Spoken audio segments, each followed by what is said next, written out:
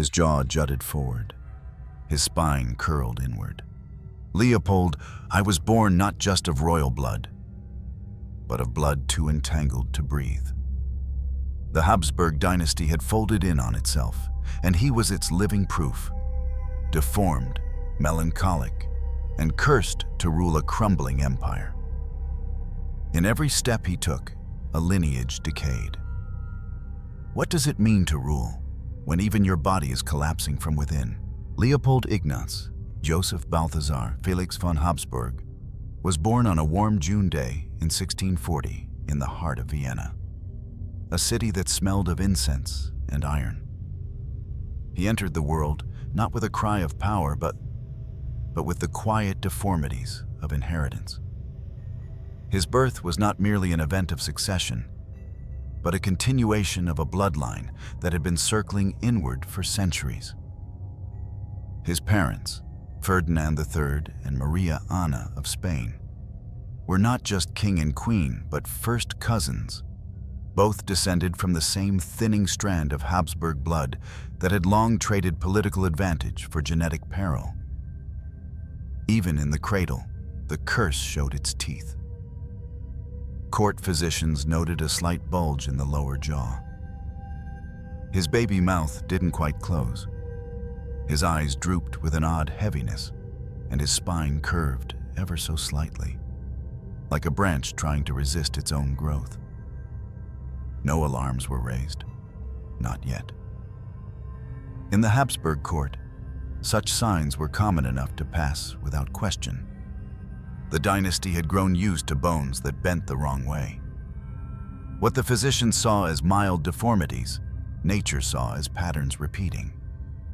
By the age of 5, Leopold's speech was already slow and slurred, his teeth misaligned and jutting awkwardly forward. Words emerged from his mouth like struggling birds, weighed down by the shape of his jaw. Tutors had to repeat themselves often. He listened better than he spoke. He watched more than he played. And when he did play, it was not with swords or drums, but with rosary beads and miniature altars. The boy's face, long and narrow, became the silent icon of the dynasty's biological fate. Portraits from his childhood capture a pale child with a gaze too mature, his lower face protruding like a ledge carved by erosion. He did not run, he did not shout. He moved like someone already carrying invisible burdens. The genetic pattern that shaped him was not accidental. It was by design. For generations, the Habsburgs had married cousin to cousin, niece to uncle, in a desperate attempt to keep power pure. The price was deformity, but power never blinked at such costs. From Charles V to Philip III, the family tree twisted back onto itself, roots tangling in desperation.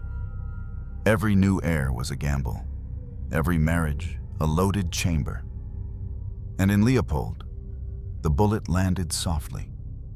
No violent tragedy, no monstrous disfigurement. Just a slow, irrevocable unspooling of vitality. His childhood home was the Hofburg Palace, an echo chamber of incense, organs, and cold stone.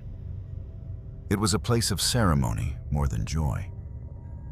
His mother, Maria Ana, herself the daughter of the Spanish Habsburg king, was gentle, devout, and often ill. She doted on Leopold, not because he was strong, but because he seemed fragile. The nurses treated him with reverence tinged with pity.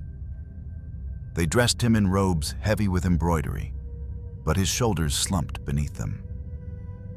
Vienna in the 1640s was a city both elegant and wounded. The scars of the 30 Years' War still lined its streets like invisible cracks. Plague had passed through recently, leaving behind stories and silence. Churches were full, so were graveyards. The empire was technically at peace, but no one believed it would last. And so Leopold, from the beginning, was raised in an atmosphere of dread veiled by ritual. His father, Emperor Ferdinand III was a man of music and melancholy. He composed motets in Latin, wrote letters in careful prose, and ruled with a kind of resigned distance. He expected little from Leopold, who was the second son, the spare. The heir was Ferdinand IV, healthy, confident, and destined for the crown. Leopold, by contrast, was placed under Jesuit instruction early, groomed not for power, but for piety. And perhaps that suited him. He prayed more than he spoke. He found comfort in incense, in Latin, in silence, in scripture. The rituals of Catholicism gave him a structure his own body could not. And in the rigid rhythms of monastic learning, he found a form of dignity. His deformities were not discussed, but they hovered. The stiffness of his gait, the awkward angle of his neck, the way his lips never quite met. By the time he was 10, it was clear he would never be physically strong. Sword practice left him exhausted. His tutors noticed that his fingers trembled when holding the hilt. He was, at best, a fragile instrument, better suited for the altar than the battlefield. And yet, he observed everything. He learned Latin, theology, statecraft. He memorized treaties like prayers. If his body was weak, his mind compensated by absorbing the weight of history. It's easy to picture him walking the cold corridors of the Habsburg, hands clasped behind his back, muttering Latin verse under his breath, while snow piled softly against the arched windows. He was a boy who aged early, a prince who looked more like a monk. And behind every lesson, every prayer, every formal portrait, was the echo of ancestry pressing down on him. Because he was not just the son of an emperor, he was the product of a policy. A biological strategy passed down like a crown. And every time he looked into a mirror, he saw not just himself, but the decisions of his ancestors sculpted into flesh. The chin of Philip II, the nose of Charles V, the hunched sorrow of generations trying to preserve a throne by folding blood back onto itself. He did not resent this, not yet. He accepted it the way a stone accepts moss, quietly. And then, everything changed. In 1654, the heir, Ferdinand IV, died suddenly of smallpox. The court went into mourning. Bells tolled through the streets. A kingdom wept. But for Leopold, the air around him shifted in silence. He was no longer the second son, no longer the spare. The crown, too heavy even for healthy shoulders, had begun to tilt in his direction. It was the beginning of a reign no one had prepared him for, and a burden his body never asked to carry. The bells had barely stopped tolling when Leopold was told the truth. Not just that his brother Ferdinand was dead, but that everything he was being shaped for must now shift. The Latin prayers, the theology, the long hours bent over maps and hagiographies, those were no longer the domain of a princely monk. They were now preparation for a crown too large, too tarnished, and too heavy for someone who had never been taught to grasp it. At 14, he became the heir to the Holy Roman Empire. But not by acclaim, not by eagerness. He inherited it the way one inherits a wound. The court changed immediately. His tutors stiffened their tone. Military advisors were added to his schedule. He was made to sit through long councils where whispers replaced warmth. Diplomats began observing him more closely, sizing him up like he was a chess piece suddenly moved into a central square. But Leopold remained largely silent. His lips did not curve naturally into smiles, nor did his voice carry the authority his title demanded. He listened. He endured. Vienna, in those years, was no place for gentle souls. Beneath the spires and frescoes, it was a city of constant negotiation, of paranoia dressed as protocol. France was expanding like a slow fire under the rule of young Louis XIV. The Spanish Empire, though still grand, had begun its invisible decline, and the Ottoman frontier to the east never truly slept. The empire that Leopold would one day rule was not made of iron or marble. It was stitched together with treaties and paper-thin alliances, held upright more by ritual than by strength. The Jesuits, already a fixture of his education, deepened their grip. They liked Leopold. He was obedient, introspective, and pliable. He showed no signs of rebellion, no appetite for frivolity. His deformities, far from being seen as a hindrance, were interpreted by some as signs of divine testing. Suffering, one tutor wrote, is the seed of wisdom in princes. They taught him that silence was safer than certainty, that control of the self was the first battlefield of a ruler. But control came at a cost. Leopold began to fold inward. He walked with his head lowered. His posture stooped further, not from bone alone, but from the invisible weight of expectation. He spoke rarely at public gatherings, preferring to recite memorized psalms in private chambers. He wrote letters to his confessors rather than engage in debate. His writing, still preserved, reveals a boy marked by gravity beyond his years. Each sentence carefully composed, each word dripping with religious fatalism. He did not laugh often. His mother, Maria Ana, tried to bring warmth into his world. But her Spanish melancholy was not the antidote to his Austrian austerity. They shared a bond rooted more in sorrow than in joy. She would die when Leopold was just 21. Another name lost to the thinning list of those he loved. But in these earlier years, she remained a pillar of faith, a quiet mirror of what he would become. There were moments, brief, flickering ones, when the boy reached for more. He loved music. His father had composed sacred works, and Leopold, too, took to the harpsichord like it was an escape hatch from duty. In the palace's cold halls, he would sit for hours, letting his fingers stumble through masses and motets. The notes never judged his jaw or his spine. Music did not require symmetry. It only asked for sincerity. But such moments were rare. By 17, he was already drafting memoranda on imperial succession. He studied the faults of his ancestors like scripture. He learned where marriages had gone wrong, where treaties had failed, where generals had betrayed. And yet, for all his effort, he remained a prince shaped more by restraint than by force. He was not charismatic, he was not bold, but he was constant. And in an empire that feared disorder more than death, constancy was a strange kind of strength. His court began to whisper comparisons. Some said he resembled Charles V, not in grandeur, but in stubbornness.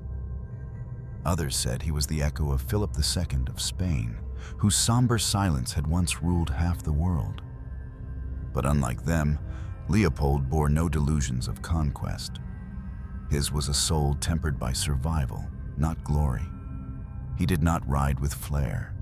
He did not speak with fire. But he endured. And enduring would become his method, his identity, and his burden. Outside the palace, the empire simmered. The Protestant states of the Holy Roman Empire, though weary of war, still nursed their divisions. The Peace of Westphalia had drawn lines in blood, but the ink never fully dried. Catholicism, though dominant in Vienna, had to share its shadows with doubt. And the Ottoman Empire, ever expanding, eyed the borders like a beast waiting for weakness. In such a world, a fragile boy with a jutting jaw and a stooped back did not inspire awe. But he did inspire discipline. His father, Ferdinand III, saw in Leopold the makings of a cautious ruler. Perhaps too cautious, but reliable. When Ferdinand died in 1657, the court held its breath. The electors hesitated. Some feared Leopold's deformities, others feared his piety. But no one had a better choice. The alternatives were foreign, unstable, or worse, ambitious. And so, in 1658, after months of delicate maneuvering, Leopold was elected Holy Roman Emperor. He was 18, thin, quiet, uneasy on horseback. He wore his crown not like a symbol of triumph, but like a penance. And from the moment he took it, the empire began to mirror his form. Stiff, cautious, burdened by ritual, and slowly bending under pressures too ancient to name. He was no longer the unexpected heir. He was now the reluctant center of a crumbling world. The throne was his, but his body was never willing to rise with it. From the moment Leopold sat beneath the imperial crown, the contradiction became clearer with each passing year. He was a ruler in title, but his body refused the stage. The crown glittered, but the frame beneath it faltered. In the eyes of foreign envoys, he seemed more specter than sovereign. Pale, slow-moving, hunched at the shoulders like a man perpetually in retreat from his own shadow. His deformities, once whispered about in private, were now matters of public commentary. The infamous Habsburg jaw, that grotesque monument to generations of intermarriage, protruded like a ledge from his face, making speech a daily struggle. His lower teeth jutted forward unnaturally, grinding against the misaligned upper set with each attempt at articulation. It was not just a cosmetic fault. Diplomats often found it difficult to understand him. Sentences came out garbled, thick with fatigue, his words often trailing off into silence. He hated being watched. He hated having to speak. The imperial court, ever steeped in spectacle, now revolved around a man who abhorred attention. Where earlier emperors had held lavish audiences, Leopold avoided them when he could. When protocol demanded his presence, he preferred dimly lit chambers, candlelight over chandeliers, and short addresses read by secretaries instead of direct speech. Even coronation ceremonies had to be shortened to accommodate his stiffness, the weight of armor and regalia proving too much for his bent back and aching joints. There were days he could not sit straight for more than an hour. There were nights when his knees swelled, his spine throbbed, and his jaw locked in place, forcing attendants to feed him broth in silence. The armor of statecraft, titles, robes, gestures, meant nothing to a man whose bones no longer moved like they belonged to a prince. He preferred solitude, preferred the sound of a single violin to the din of applause, preferred ink to speech, prayer to policy, ritual to rhetoric. The palace, under his rule, grew quieter. Louder voices receded into their antechambers. The courtiers learned to lower their tones, to bow deeper, to listen more than they spoke. He surrounded himself with silence. Even his private chambers were dimmed with heavy drapes, thick carpets to muffle steps, and religious icons that stared endlessly back at him. He kept a crucifix at every corner, not out of show, but as if warding off some unseen decay that he feared would seep further into him if he let his guard drop. Behind closed doors, he wrote, his letters are meticulous, filled with concern for protocol, doctrine, and the souls of his family. But they also carry hints of a quieter agony, the persistent language of guilt and bodily weariness. He asked his confessors if deformity could be a form of inherited sin. He questioned whether his pain was divine punishment or ancestral debt. Even his physicians, bound by duty to flatter, could not disguise the facts. His spine showed signs of kyphosis, a curvature that worsened with time. His joints inflamed easily. His metabolism slowed unnaturally during his 20s. And by middle age, he suffered from chronic fatigue and tremors in his hands. The smallest wounds took too long to heal. Fever, once a passing illness, lingered like a resident spirit. But he never complained publicly. He never once admitted weakness to his court. That too became part of his performance, a quiet martyrdom. He wore his discomfort like others wore velvet, turning inward what earlier emperors had displayed with grandeur. Foreign monarchs took notice. Louis XIV of France, the Sun King, regarded Leopold with a mixture of scorn and pity. He once remarked, in his usual arrogance, that the Holy Roman Emperor rules a court of shadows. Compared to Versailles, where silk rustled like water and mirrors multiplied the sun, Vienna seemed somber. But Leopold did not respond. He let silence answer arrogance. Some saw this as weakness, others saw it as restraint. He knew his limitations. He knew that the strength of an emperor was not always in the clarity of his voice or the symmetry of his jaw, but in the steadiness of his hand, even if that hand trembled. So he focused on what he could control. He governed through edicts and envoys. He poured himself into matters of diplomacy, taxation, and succession. His approach to power was methodical, almost clerical. He did not command with charisma. He administered with endurance. But still, the court whispered, he had no lovers, no scandals, no bursts of laughter in the gardens, no royal hunts that stretched across the countryside.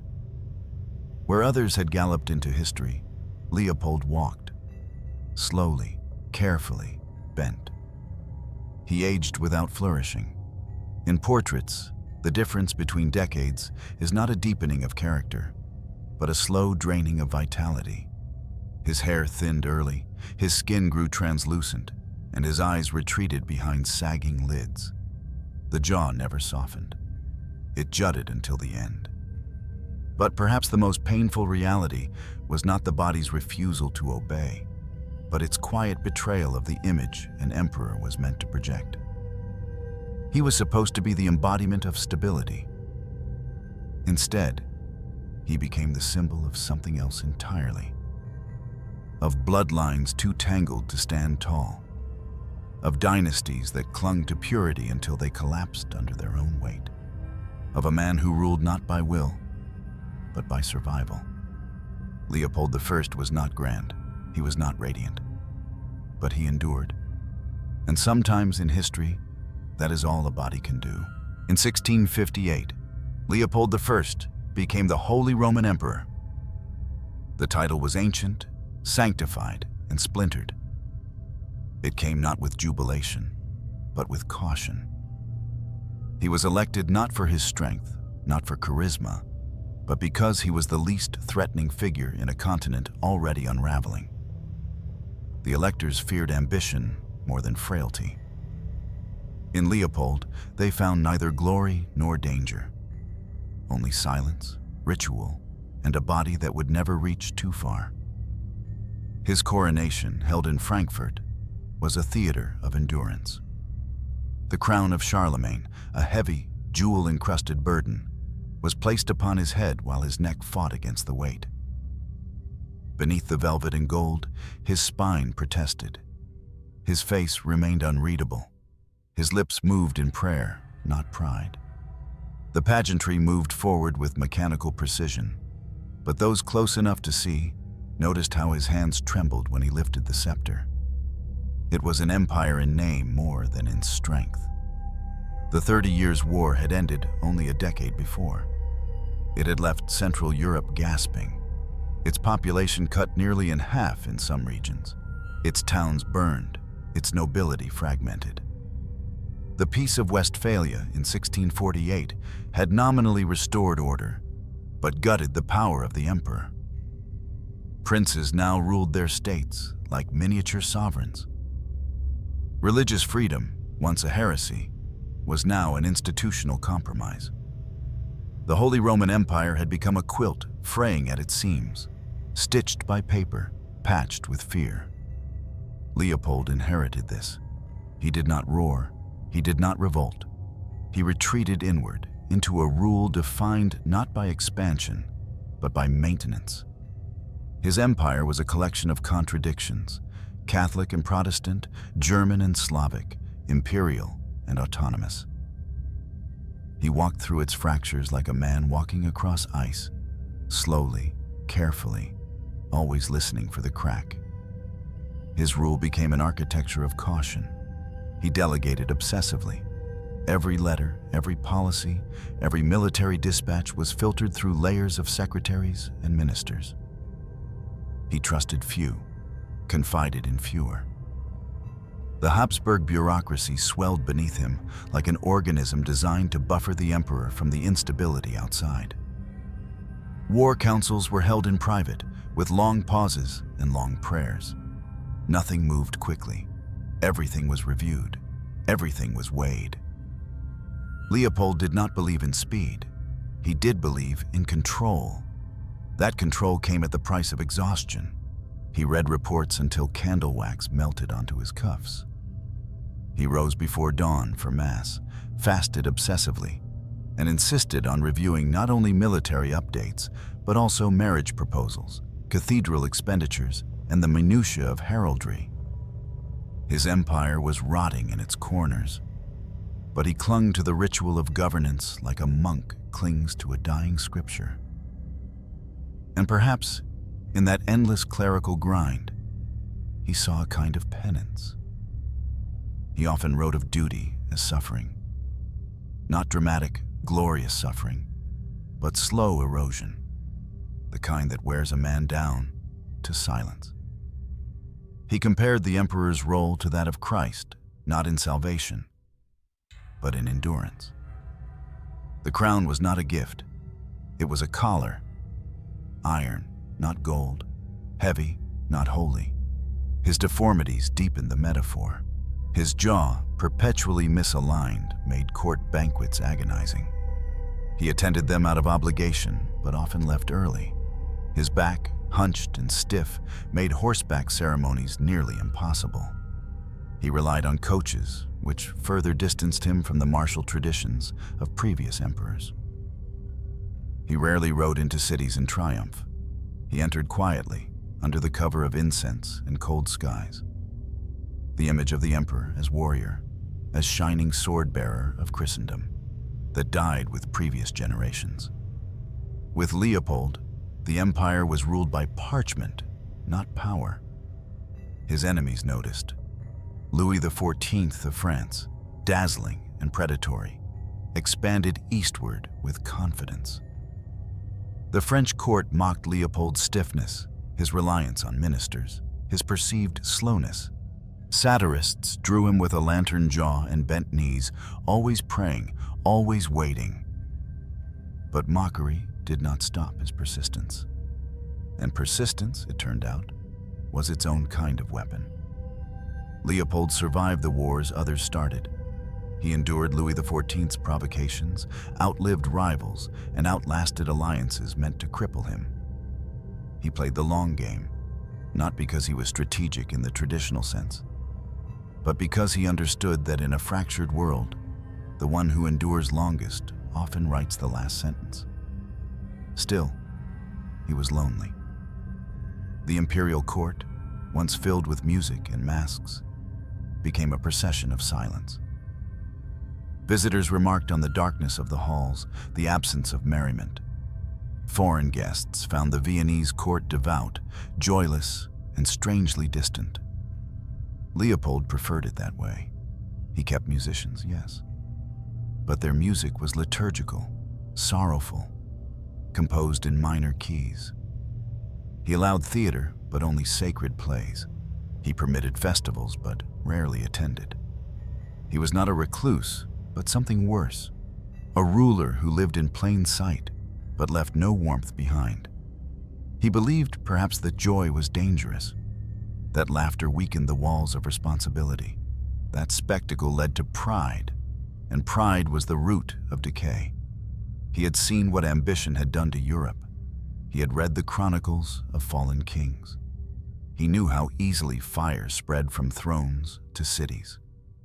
So he ruled without fire, without glory, without flourish. And in doing so, he embodied an empire that had become more idea than force. An empire bound by memory, not motion.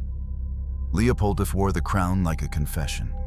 Each day he endured was a victory not of power, but of resistance. Resistance to chaos, to collapse, to the blood-soaked pace of history. And yet, as he sat hunched over documents in candlelight, scribbling edicts while his joints ached and his eyes blurred, he must have wondered, was survival enough? Was holding things together, barely, painfully, really ruling? Or was he merely the last vertebra in a spine already broken? In 1683, the enemy came to his gates.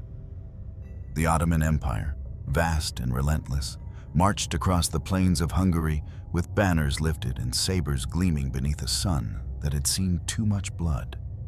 For years, their advances had crept like water through cracked stone, filling the weak spots of Leopold's eastern front. Now they were at Vienna's doorstep, 150,000 strong, led by Grand Vizier Kara Mustafa. And Leopold, emperor, warrior in name only, body failing, voice quiet, fled. He left the city not in shame, but in necessity. Vienna could not be commanded from a sickbed. His ministers begged him to go, and so he withdrew westward into Passau, clutching more than maps and rosaries. He carried the weight of a crumbling capital on his back, one already bent by years of pressure. From afar, he watched the siege unfold. For 2 months, cannon smoke veiled the city's silhouette. Hunger stalked the streets. Churches doubled as field hospitals. The walls of Vienna, old and sacred, buckled under the rhythm of bombardment. Rumors swirled that the empire would fall, that Europe had abandoned her center, that the Habsburgs, weak, inbred, cursed, had finally met their reckoning. But then came Jan Sobieski. The King of Poland, sharp-eyed and battle-tested, arrived with a coalition of Christian forces. On September 12, 1683, they stormed the Ottoman camps from the hills of Kahlenberg. The battle was brutal, swift, holy in its fury. The Turks scattered. The siege lifted. Vienna was saved. But the victory was not Leopold's. His name was inscribed on the official proclamations, etched into medals, mentioned in sermons of thanksgiving. But he was not the one on horseback. He had not led a charge. He had not lifted a sword. He had prayed, written letters, dispatched envoys, and still history credited him. He returned to Vienna as the survivor, not the savior.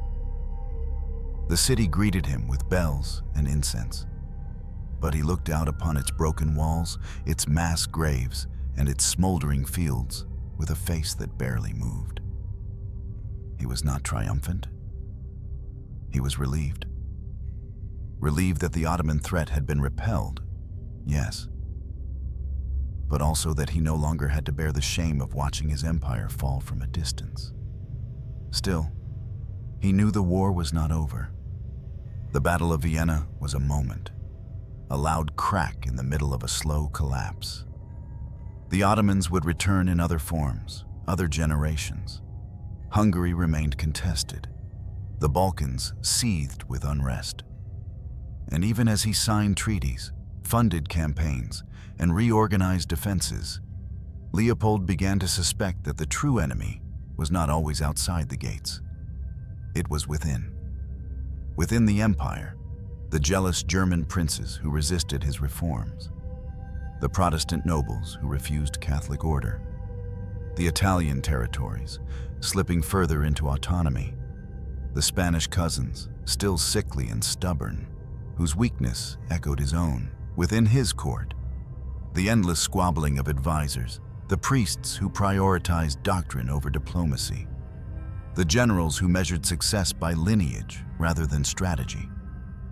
And within himself, the fatigue, the fevers, the hollow of the chest that never quite stopped aching. He pushed on. The war against the Ottomans continued for another 16 years. Campaign after campaign, fortress after fortress. It was not glory. It was erosion. Troops died of dysentery more often than blades.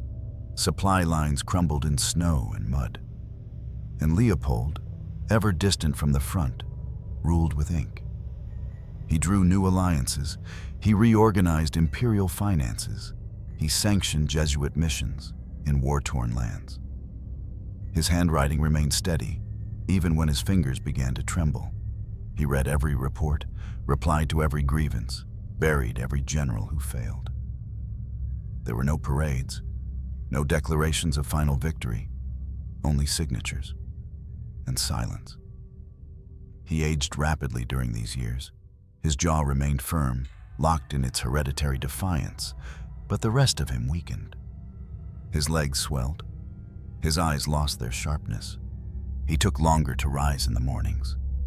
He relied more heavily on walking sticks carved with ivory saints. The stairs inside Habsburg Palace became mountains, and yet he worked. Even when his son Joseph was old enough to take on court responsibilities, suddenly, Leopold refused to retreat. He believed that to yield, even to family, was to invite disintegration. The empire had to be held tightly, clenched even as it bled. In private, his letters became darker. He wrote of sleepless nights, of visions during Mass, of voices he sometimes heard while praying alone. He confessed to fears of divine punishment, of unworthiness, of being a vessel chosen not for greatness, but for suffering. He compared the Ottoman War to a plague, one that would pass, only to be replaced by another. There was no peace, only the illusion of it, between sieges. He never traveled far again after 1687. Vienna became his island, his world.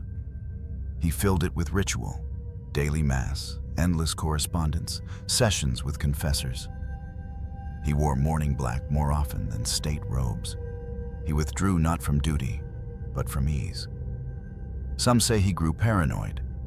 Others say he grew wise. But most agree, he grew tired. When the Treaty of Karlowitz was finally signed in 1699, ending the Ottoman wars in Central Europe, it marked a rare diplomatic triumph for the Habsburgs. Leopold gained territory. He expanded the empire's eastern frontier. Hungary, Transylvania, and parts of Croatia were now firmly in his grasp. But he did not celebrate, because by then, he understood the pattern. Victory was always followed by decay. War ended not with harmony, but with exhaustion. No treaty could erase the faces of the dead, the sickness in the bones, the fatigue in his breath. He ruled an empire at war for almost 4 decades. And not once did he lead a charge. Not once did he shout from a battlefield. But he endured it all, slowly, painfully, silently, like a statue that refused to crack, even as the stone beneath it began to crumble. If Leopold I feared anything more than war, it was extinction. He had read the family chronicles, the deaths, the stillbirths, the feeble princes who coughed blood before their first command. He had seen the portraits of ancestors whose jaws jutted like his, whose backs stooped like his, whose lineage coiled back upon itself until it resembled not a tree, but a noose. The Habsburg dynasty was not held together by glory or conquest. It was held together by marriage. And marriage, for Leopold, was never about love. It was about survival. He wed first in 1666, at the age of 26, to his 13-year-old niece, Margaret Theresa of Spain, his cousin on both sides, daughter of his aunt and uncle, and the product of the same inbred lattice that had shaped him. The match was dynastic perfection. Spanish blood merged again with Austrian veins, an alliance sealed not with diplomacy, but with chromosomes. She was young, delicate, intelligent. She had the face of a porcelain figurine and the spine of a girl raised for ceremony. Their wedding was grand, but beneath the lace and lace curtain processions, there was dread. Because both of them knew what they carried. She bore him 4 children in quick succession. None survived infancy, except one, Maria Antonia, a daughter too frail to promise much. Margaret Theresa herself died in 1673, aged 21, her body broken by repeated childbirths. Her death attributed to complications Leopold could not name but likely understood too well. He mourned her in silence. Not publicly, not in the flamboyant grief of the French court, not in the thundering dirges of Rome. He wore black longer than custom required. He attended Mass with more fervor. He wrote letters to her confessor. And, most hauntingly, he began to write more frequently about himself, as if her death confirmed a suspicion that had long haunted him, that his bloodline did not merely carry history, it carried doom. But he did not stop. In 1673, just months after Margaret's death, he married again. Claudia Felicitas of Tyrol, another Habsburg relative. She was gentle, modest, and most importantly, of proven fertility. The union was brief. She died in 1676, also after only 2 years of marriage, having borne no surviving children. The whispers grew louder. Was it divine punishment? A curse? Or simply the consequence of bloodlines wound too tightly to breathe? Leopold refused to stop. In 1676, he married Eleanor Magdalene of Neuburg, his third wife, his niece-in-law, and his final consort. She was older than the previous brides, deeply devout, and determined to fulfill her role not just as queen, but as a mother of emperors. With Eleanor, Leopold found something he had not expected: stability.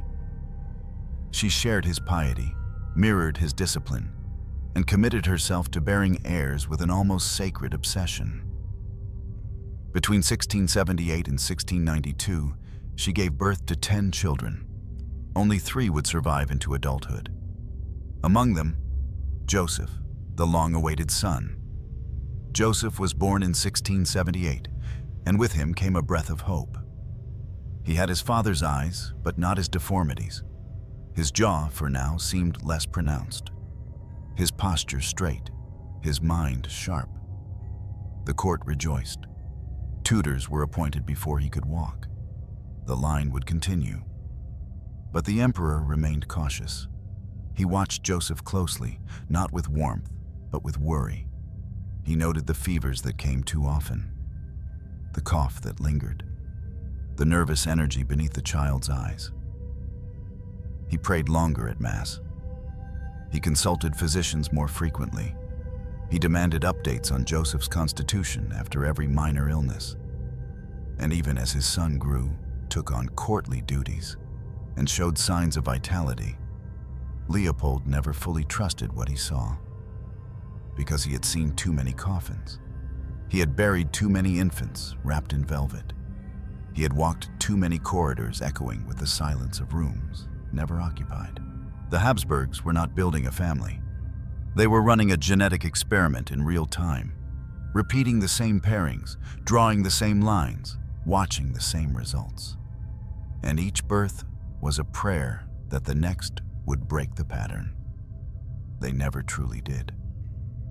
Joseph survived to adulthood, yes, but he would die young, of smallpox, before his father's legacy could fully pass into his hands. Leopold, by then, had already begun shaping another son, Charles, born of Eleanor in 1685. A spare but necessary. Another gamble, another thread in the fragile weave of succession. But even as he secured the line, the emperor grew no softer. He did not indulge in the joys of fatherhood. He did not cradle toddlers in public or host games in the gardens. He observed his children like an archivist, noting their strengths, recording their flaws. And in private, he confessed, through letters, through prayers, through cold silences, that he blamed himself. Not openly, not in melodrama, but in the way his hand lingered over the crib of a dying child, in the way he stayed longer in chapel after each funeral, in the way he began to speak of heredity not as pride, but as weight. He was the emperor who fathered emperors, but he never fathered joy. The palace echoed with the sounds of mass, of mourning, of lullabies sung too quietly to be heard beyond the nursery doors. Vienna, during his later years, was filled with women in black, maids, mothers, midwives, each one having touched a cradle that now stood empty. And Leopold kept going, because he had to, because the empire needed heirs more than it needed celebrations, because the bloodline was not a line, it was a maze.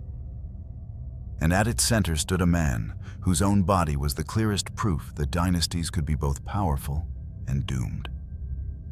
Wombs were weapons. Weddings were battlegrounds. And Leopold I, for all his caution, all his silence, all his deformities, played that game with terrifying resolve. He would not let the Habsburgs vanish, even if it meant watching them rot from the inside out. By the late 1680s, the Hofburg was no longer a palace. It had become a mausoleum with music. The marble floors still gleamed, the chandeliers still caught the light, and the rituals of empire continued in clockwork rhythm. But beneath the polished surface, something had changed. The joy had faded. The warmth had drained. The walls seemed to breathe with the memory of names now carved in stone. Leopold ruled from within a fortress of silence. He did not seek company unless it was necessary. He kept his court small, preferring the council of priests to that of generals, confessors over poets, and monks instead of ministers. His closest companions wore robes, not armor. Latin chants echoed more often than diplomatic arguments. The air inside the imperial chambers was heavy with incense, wax, and whispered prayers. He filled his palace with religion, not out of superstition, but as a mechanism of order. Order, he believed, was the last defense against decay. Every day began with Mass, not sometimes, not on feast days, but every day without fail, even when fever clouded his mind, even when the gout flared in his joints and walking required 2 attendants. He would rise, dress in mourning black, and sit beneath the shadow of the altar with a face that did not flinch, even when the Psalms seemed to describe his own bones. He confessed often, sometimes twice a day. He believed sin clung to power like mold to stone. He believed confession wasn't merely a sacrament, it was governance. If his body could not be cleansed, then at least his soul might be. And so he poured his weaknesses into priests' ears, hoping that by naming his guilt, he could silence it. Outside, the world was still moving. Louis XIV of France built Versailles into a monument of light and mirrors. England changed kings like costumes. The Ottomans smoldered beyond the frontier, licking their wounds. And the Spanish Empire staggered, kept upright only by ritual and denial. But inside Vienna, the emperor resisted change. His court grew increasingly cloistered, monastic in tone. Banquets became subdued. Music remained, but only sacred compositions. Paintings that once celebrated imperial grandeur were replaced by religious icons and portraits of dead children. The throne room, once a site of declarations and audience, now felt like a chapel where policy was whispered instead of decreed. Visitors from other courts were baffled. They arrived expecting splendor, They found solemnity. They expected opulence. They found a ruler draped in grief. His face was pale, his eyes sunken, his voice quieter with each year. He spoke slowly, as if each word had to pass through a veil of fatigue. He still governed. His mind remained sharp. His ministers continued to function. The empire did not fall into chaos. But the atmosphere had shifted. It was as if the empire itself had absorbed his grief.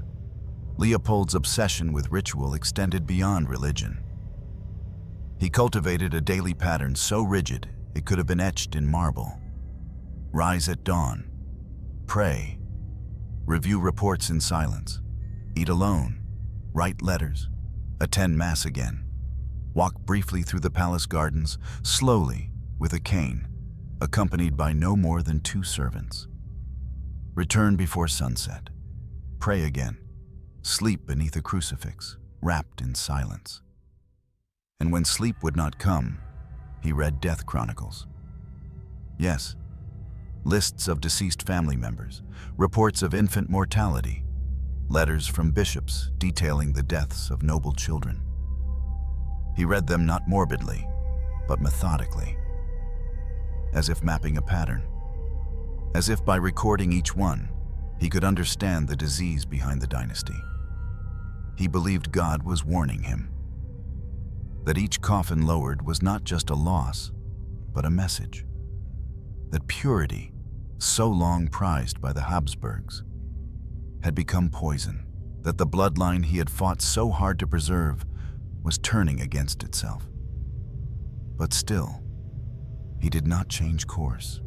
He arranged more marriages, planned more baptisms, drafted documents of succession with obsessive detail, because despite the ghosts in his palace, despite the memories that clung to the curtains, he believed that duty must persist, even if joy could not. His surviving children were not spared the ritual. Joseph, the heir, was raised under intense supervision. Tutors reported daily on his health, his temperament, his posture. Charles, the younger son, was prepared as a reserve, another link in the chain should Joseph fall. And the daughters, those who lived, were promised to cousins and kings, still deemed worthy of Habsburg seed.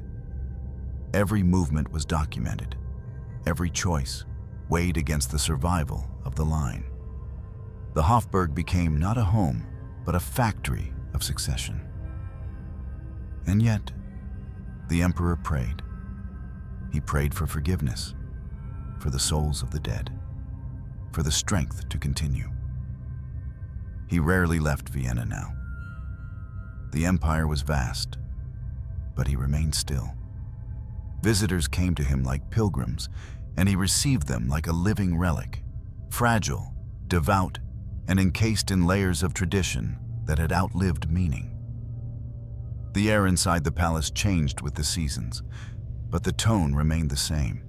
Muffled footsteps, low voices, the sound of pens scratching on parchment, the flicker of candlelight on paintings of dead queens. In winter, the halls grew colder than the outside air. Servants burned logs by the hour, but the chill remained. People said it was the stones. They held the cold too tightly. Others said it was the grief. And perhaps it was. Leopold, by this time, had become more shadow than sovereign. He existed. He ruled. But he was already receding. Each year he looked more like a ghost, and yet he endured. Because ghosts do not vanish when the body is still breathing. They linger, and so did he. The Spanish throne began to rot long before it was empty. By the 1690s, the Habsburg dynasty in Spain, Leopold's ancestral mirror, was a candle sputtering in the wind. King Charles II of Spain, Leopold's nephew and cousin, was a tragic echo of the same bloodline, deformed, infertile, and barely coherent. His jaw even more grotesquely elongated than Leopold's. His mind, clouded since childhood, flickered in and out of lucidity. He had no heir, no strength, no time left.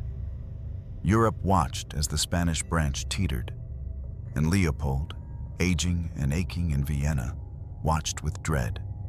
Not just because he feared France would seize the moment, not just because Louis XIV's Bourbon ambition loomed like a vulture circling a corpse, but because he saw in Charles II a reflection, a consequence, a prophecy.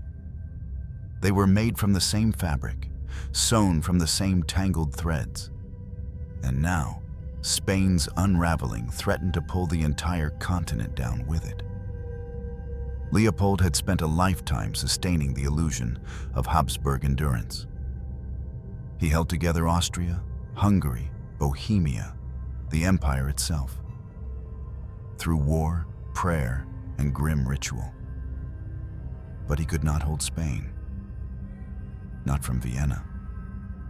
Not when every court in Europe had already begun making plans for Charles's inevitable death. The War of the Spanish Succession did not begin with cannon fire. It began with whispers. In 1700, Charles II finally died, leaving a will that named Philip of Anjou, grandson of Louis XIV, as his heir. It was a French victory by ink. Leopold was furious. He had maneuvered for years to place his own son, Archduke Charles, on the Spanish throne. He could not allow the French Bourbon to control Spain, not just because it threatened balance in Europe, but because it would mean the Habsburg bloodline, his bloodline, had failed. So he prepared for war, again. The old emperor, his limbs stiff, his breath shallow, began summoning ministers and marshals. Letters flew across borders, alliances were revived, forged, twisted into new shapes. England and the Dutch Republic, wary of French expansion, aligned with Austria. The Grand Alliance was born, and all of it, once again, in the name of inheritance. It wasn't about justice. It wasn't even about power. It was about blood. To preserve the family's claim, Leopold ignited Europe. Troops marched. Fleets set sail. Gold was drained from treasuries faster than it could be counted. The war, sprawling across Italy, the Netherlands, Spain, and the German states, would become one of the longest and costliest in European history. And Leopold would not live to see it end. But he would live to feel its toll. His health, already fragile, worsened under the weight of the conflict. Yet he refused to step aside, refused to hand power fully to Joseph or Charles. He micromanaged strategy, read battlefield reports through fevered eyes, reviewed maps with trembling fingers. He prayed more, slept less. His fasting grew more severe, as if bodily denial might earn divine favor. The empire, again, was bleeding. The old ghosts stirred, the ones that whispered to him in the chapel, that rustled behind the tapestries, that hung in the portraits of dead children and dead queens. They reminded him this was not the first time a dynasty had imploded from within. He remembered Margaret Teresa's hollow eyes as she died, remembered the soft, lifeless hands of infants swaddled in state silk, remembered the way Claudia Felicitas coughed blood into lace handkerchiefs. Now he watched Europe unravel from the same altar where he once begged for heirs. Joseph, the eldest son, had taken on more administrative duties. He showed promise. He was confident, energetic, admired by the court. But even in him, Leopold saw fragility. He had suffered childhood illness. His health had always been just strong enough, not more. And Charles, the younger son, the Habsburg claimant to Spain, was across the sea now, fighting a war that had no center, no certainty, and no end in sight. Leopold knew he was sending him into a storm, but he had no choice. This was not about victory. It was about legacy. The Habsburg name had to be on the Spanish throne, or the illusion of unity, of continuity, of holy dynasty ordained by God would shatter. He told no one the full extent of his pain, not his sons, not Eleanor, not his ministers. He let the physicians tend to his symptoms, not the root. The root was too old, too deep, too encoded into every marrow in his frame. Even when his fingers curled into claws. Even when he could no longer kneel without help. Even when the coughing left him unable to finish prayer, he endured. Outside in the streets of Vienna, people spoke his name with reverence, but also with distance. The emperor had become like the city's spires, tall, fixed, cold, eternal, but unreachable.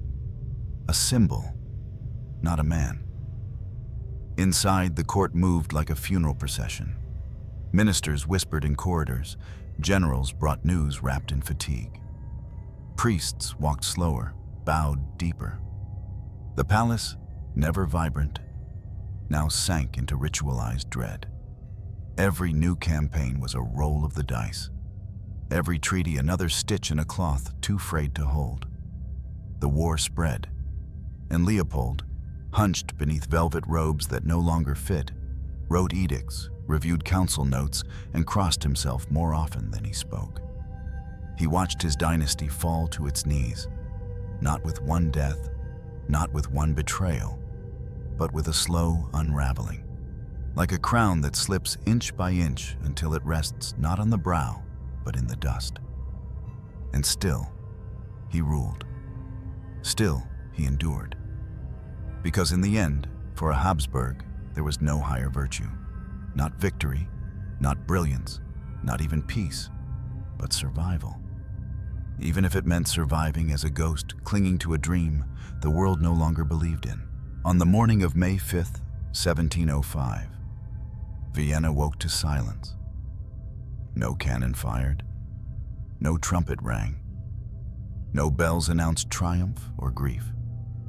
The wind passed gently through the corridors of Hofburg Palace, brushing against curtains that had already been drawn.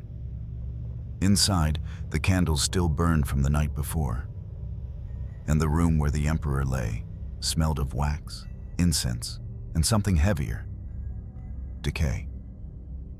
Leopold I was dead. He had not died dramatically. No assassin's blade, no final declaration. Just a quiet collapse, a slow, inevitable erosion of the body that had resisted too long. For weeks before his death, he had been ill, bedridden, feverish, coughing fits that left his attendants pale with worry. His urine had darkened. His breath grew shallow. His physicians, with trembling lips and embroidered sleeves, spoke of urinary complications and chronic heart failure. But no one dared name it plainly. The emperor was not supposed to rot in front of them. And yet, that is what he did. He had grown thinner, almost skeletal. The Habsburg jaw remained prominent, grotesquely so in the final days, but his cheeks hollowed. His neck disappeared beneath folds of sagging skin. His hands, once steady despite the tremors, now curled inward with stiffness. When he reached for the crucifix, he could barely close his fingers around it. He had not spoken in his final hours. Instead, he stared at the ceiling, mumbled prayers, whispered names long dead. Margaret, Claudia, Joseph, Charles. He recited Latin verses not as an emperor, but as a monk, perhaps believing that words might mend the damage blood could not. No final decree, no grand reflection, only a breath that came slower, then stopped. And then, stillness. Word passed quietly. Not because his death was shameful. He had ruled nearly 47 years, one of the longest reigns in imperial history, but because it felt like a light had dimmed long before the body had. Leopold had ruled from the shadows, and so he passed into them. His body was washed in silence, laid on a linen-draped table beneath crucifixes. His mouth remained open slightly, the jaw unable to close even in death.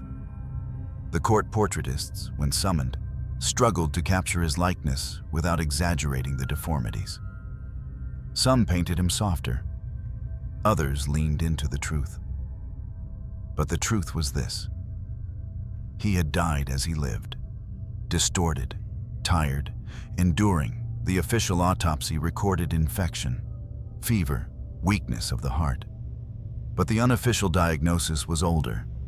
He had died of inheritance, of ritual, of blood two-folded, of carrying a dynasty too long on a body never built to bear it. His funeral was elaborate but muted.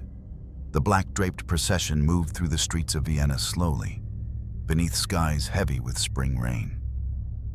Nobles wept decorously. Priests muttered verses from memory. The people, pressed behind ropes and guards, stared in silence. Not out of devotion, not even out of grief, but out of awe that a man could be so still, so long, and yet remain emperor. The bells tolled low, 12 times. His coffin, carved from blackened oak, was lowered into the imperial crypt beneath the Capuchin church, the family vault of the Habsburgs. There, among the shriveled remains of predecessors, he joined the quiet company of his ancestors, of his wives, of his children, of his failed heirs. On the copper plate fixed to the coffin, they engraved not his victories, not his battles, not even his royal titles first, but his full name: Leopold Ignaz Joseph Balthasar Felix. It was long, winding, like the bloodline he had defended. The empire, as he left it, was bruised. Austria had grown. The Ottomans had been pushed back. Spain was still in chaos. The War of the Spanish Succession raged on. His sons, Joseph and Charles, were left to manage the inheritance, the claims, the blood-soaked game of succession he had spent decades orchestrating. But there was no peace, no closure, only transition. Joseph, crowned soon after, inherited more than an empire. He inherited the curse. His health, never robust, would fail within 6 years. Charles, the younger son, would eventually claim the imperial crown and the Spanish throne. But his victories would be hollow, his children sickly. His death another chapter in the slow collapse of a line that had long mistaken continuity for strength. And what of Leopold? His legacy is not one of brilliance, not of art, not of conquest, not even of reform. His was a legacy of survival. A man who ruled not to shape the world, but to hold it still. He built no golden age. He inspired no revolutions. He avoided grandeur, resisted chaos, and embraced the bureaucratic soul of empire. He signed documents, raised taxes, married his nieces, and buried his heirs. He was not a hero. He was not a tyrant. He was the hinge on which the centuries turned.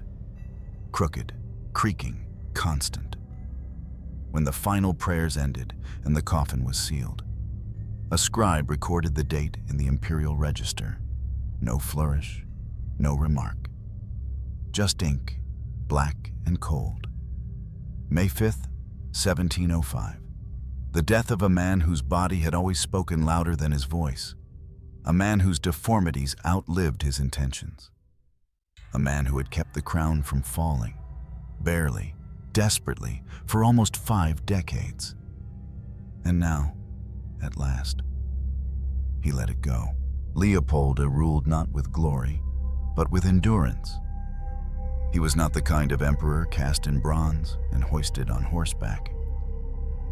He did not dazzle courts, did not crush his enemies with charm or innovation. His triumphs were slow, administrative, lined with parchment and sealed in wax. Yet somehow, against war, disease, revolt, and decay, he lasted. But what kind of empire survives only by shrinking inward? Leopold inherited a world already fraying at the edges and chose to preserve its shape, even as the core crumbled. He built walls of ritual and filled them with silence. He fathered heirs who carried not just his name, but his pain. He ruled as the embodiment of a bloodline turning against itself, spiritually exhausted, genetically cornered. He endured, but never thrived. He expanded borders, but never breathed easy. He wore a crown, but it sat like an iron collar, tightening each year. He is remembered, if remembered at all, as the emperor with the jutting jaw, the hunched back, the solemn eyes that peered through incense smoke and into a future he feared he'd already poisoned. Because the tragedy of Leopold is not that he failed. It's that he succeeded at prolonging a legacy already doomed from within. We often speak of kings who died by sword, by betrayal, by fate. But how many rulers, like Leopold, die from loyalty too rigid to bend, from bloodlines too proud to breathe, from a devotion to dynasty that eclipsed the soul of the man himself? Perhaps endurance is not always a virtue. Perhaps survival, when built on pain and silence, is simply another form of collapse. And so we are left with this: a jaw that jutted, a spine that bent, a crown too heavy for blood too pure, and a question that history cannot answer, only echo. At what point does preserving a legacy become the slowest form of death?